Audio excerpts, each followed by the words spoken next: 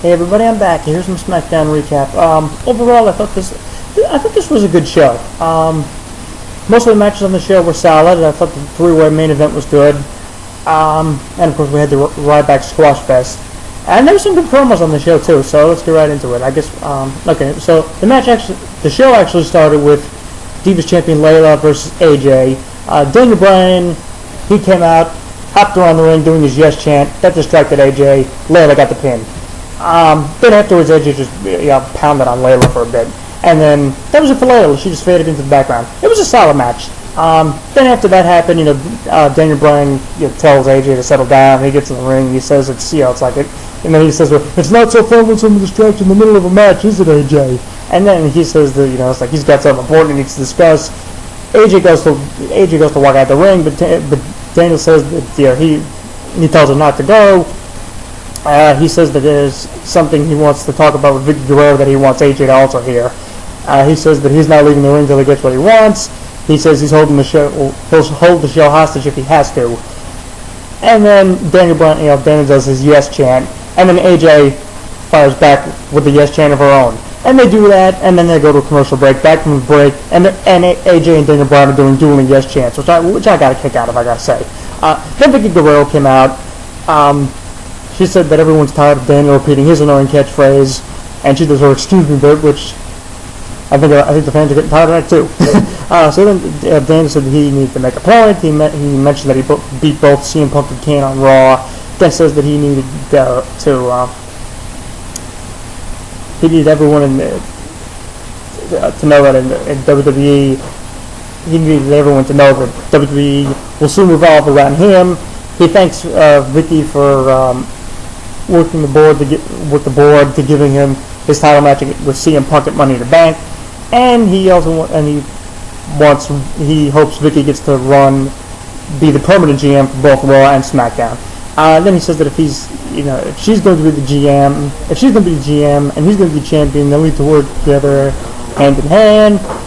And then he says that if that happens, he has an idea that he wants Vicky to take to the board of directors, blah blah blah. And then Daniel says that he wants AJ banned from ringside at his Money in the Bank match with CM Punk. And he says he refuses to lose his opportunity because of AJ. And Vicky says that she's not a fan of AJ, and she didn't forget about AJ humiliating her and eliminating her from the stupid Battle Royal on Raw Monday night. Vicky gets in AJ's face, and then Daniel kind of puts some parts, says it's not about the two of them, it's about him. And then Vicky said that there was a poll on WWE.com that asking the fans what role they want AJ to play in the Punk Daniel Bryan match. And the options were guest referee, guest timekeeper, guest ring announcer, or guest commentator. And the winner is guest referee. So it should be guest referee for the match. And even Vicky flips out about it. She's like, "Are you kidding me? And then she has respect to what the board of directors wanted or whatever, and they should all agree to have AJ as a guest referee. So she kind of did a 180 there. And then AJ walked by Daniel, looked in his face, and then she got in Vicky's face and said yes, and then she up the ring and did the yes chant as she was heading up the ramp. Then Daniel Bryan says that this isn't fair. Vicky says she has to respect the board of directors' decision. And then Daniel just does a no chant as he's walking. He leaves the ring and does a no chant.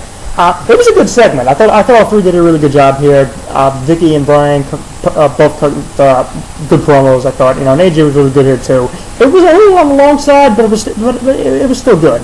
So then Vicky's still in the ring, and she says that there'll be over the next 2 weeks. There'll be Money in the Bank qualifying matches for the SmackDown / World Title Money in the Bank ladder match, and the first match starts right now. So then Zack Ryder comes out, and then they go to commercial break. Back from the break, and out comes Damien Sandow. Got the mic. He says he is here not just to help the fans, but to also help his opponent this evening. He calls Ryder the ambassador of ignorance, mediocrity, and stupidity. And he says that Zack Ryder's no different than any of the fans in the building. And then Sandow says that when he emerges victorious, he will ensure that the unwashed masses of the WWE Universe will soon have a world champion that will shepherd them all toward the enlightenment that they all so desperately yearn for. You're welcome. I tell you, this guy is amazing. Damien Sandow was really, you know,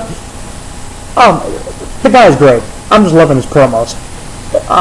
So then we get the match. Ryder, Sandow, Money in the Bank qualifier. Solid match. It was a little on the short side. Sandow won, of course, so he's the first guy to be in the world title Money in the Bank match. Then we have Daniel Bryan backstage. He pounds on the Divas locker room door, screaming for AJ. And then he calms himself down, knocks on the door, and says that he tells AJ he needs to talk to her. Door opens. Caitlyn comes out, and she says that AJ isn't in there, and she says that if AJ wasn't there, she wouldn't be. So then Daniel Bryan asks Caitlyn where AJ is. Caitlyn says she doesn't know, but what she does know is, and then she has him bend over, and she says she knows that Daniel should try to get on his good side. Then she has him bend forward and says, "Oh, you didn't hear this from me, but she's a little mentally unstable." No shit, we already knew that. So then she goes back in the locker room, and Daniel Bryan's all like disgusted or whatever. I thought it was a stupid segment. Next Money in the Bank qualifier, Tyson Kidd versus Jack Swagger. Good match, solid match. Go back and forth stuff. Tyson Kidd got the pin, so he's next in the Money in the Bank. Then we get to Dolph and Vicky backstage in the GM office. Vicky just mentions how great it would be if she became the regular GM. Dolph says he's trying to become world champion. Dolph tells Vicky to ban Sheamus' Brogue Kick and Del Rio's cross arm breaker. Vicky then says, "How will I look on her?" to the board of directors. Dolph flips out and says, "This is 6 long years of his life we're talking about. He's looking to become a world champion." Then he yells at Vicky a bit and says, he's not asking her, he's telling her to do this for him. And Vicky smacks him, and then they settle down. And then Dolph says to promise to announce him as the new world champion, and raises his hand. Vicky's like, "Okay, yeah, she will." Yeah, she says she will. Okay. Okay segment, I get, Dolph and Vicky Splitsville for them, I guess is what we're going to be doing. So before we get to our next Money in the Bank qualifying tag match, it was Santino Marella and Christian versus Cody Rhodes and David Otunga. But before the match, even before Cody Rhodes came out, David Otunga got in the ring, had the coat over his shoulders like Wade Barrett, threw it off. Then the Batista spotlight goes on him, and they're playing the narcissist Lex Luger type music while he does his Chris Masters muscle pose. Ridiculous. So then we get Santino and Christian versus Otunga and Cody, Money in the Bank qualifier. Christian and Santino win, so they're both in the Money in the Bank match. Christian pinned Otunga. It was a solid match too, and then Cody was saying that he never lost. And then we finally got he filed a formal protest saying that he wants another shot at getting in the Money in the Bank match, which I actually think he should, since I'd actually like to see them have him win it. They should put the belt on him. The guy's ready. The guy's more than ready, I think. So then we get backstage interview. Matt Striker interviewing Sheamus. Striker asks he asks Sheamus if he's worried about tonight's match, being that because it's a triple threat, he doesn't have to be involved in the decision to lose the belt. Sheamus says he didn't become world champion by being worried. He says there's a great chance he can lose the title, but he also says that if he retains the title tonight and is champion at Money in the Bank, he can lose it to whoever wins Money in the Bank. They can cash it. They can cash it in on him right there, and he can lose there. And then he says that he doesn't spend his life worrying about the what ifs.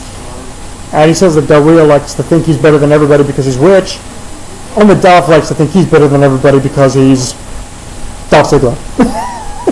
and then he says that it's like either way he has a chance tonight to be better than both these guys by winning the triple threat match. And it's just, Sheamus says that he doesn't worry, he just kicks arse. Good promo except for that arse part. That stuff is stale. But the rest of it I was okay with. I thought Sheamus cut a good promo here. So then backstage, AJ is like saying, "Oh, I'm going to be guest referee, special guest referee," and then Daniel Bryan shows up, and he says he's been looking for her. He's trying to pretty much get on the good side. And he says that he knows a doctor who could help her out with her head or whatever. And he says that's what people do that's what people do when they care about each other. They help each other out. He asks her if he wants her. Daniel Bryan asks her if AJ wants him to give her his doctor's phone number. And then she does the yes chant and skips away. And then Daniel Bryan had this look on his face. Good bit, the two characters really play off well off each other. Then we get now time for the Ryback handicap squash. The two guys are in the ring. They do a stupid promo. Ryback comes out. marching double Samoan drop, pinfall at the end. So he wins. Then we have Ryback wins. And then they have Antonio Cesaro and Oksana backstage. Teddy Long comes by, tells them that next week he'll be the GM of Raw and SmackDown. Then Oksana tries to get on Teddy's good side. Long doesn't have any. He doesn't buy any of it. And he says that not only do Cesaro and Oksana deserve each other, but they need each other, and they're going to need each other, especially next week. Because he tells them that next week on the live Great American Bash SmackDown this Tuesday, July 3rd, Cesaro and Oksana will face Layla and Kali. Man, I'm not looking forward to that match. This feels like a filler segment, but at least Teddy Long didn't look like the idiot that they've been booking him to look like here. So we get to our last qualifying match of the show. Justin Gabriel versus the former Lord, Albert Tensai. Solid match. Gabriel got some offense in, but eventually Tensai got the senton and the pin, and that was it. So then Del Rio comes out, main event time. Del Rio comes to the ring for, Ricardo introduces him, Del Rio comes out, and he says, he's forced to be in a triple threat match rather than getting a singles rematch, and is forced to compete in the filthy town, a town that has nothing. And then he says that, but in spite of all that, he'll be the world champion. And then Vicky Guerrero comes out. Well, before that happens, actually, he says that he knows the fans in the arena don't know anything about greatness. And then before he can say anything else, Vicky Guerrero comes out, and she says that he's not winning tonight. And she says the crown and jewel of her being GM this week is that she gets to introduce the next world champ, Dolph Ziggler. Then Dolph comes out, and then finally, Sheamus comes out, and then we get the world title match: Sheamus, Ziggler, Del Rio. I thought it was a good match, and then Sheamus won with the brogue kick on Dolph. I think Dolph had Del Rio rolled up, and Sheamus brogue kicked Ziggler, and then chucked Del Rio out of the ring, and Sheamus pinned Ziggler for the 3 count.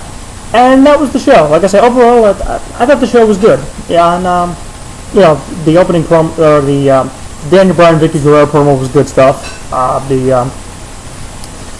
AJ was solid. 3-way main event was good. Damon Sandow is continuing to be a really amazing character. And the stuff with Daniel Bryan and AJ was good too.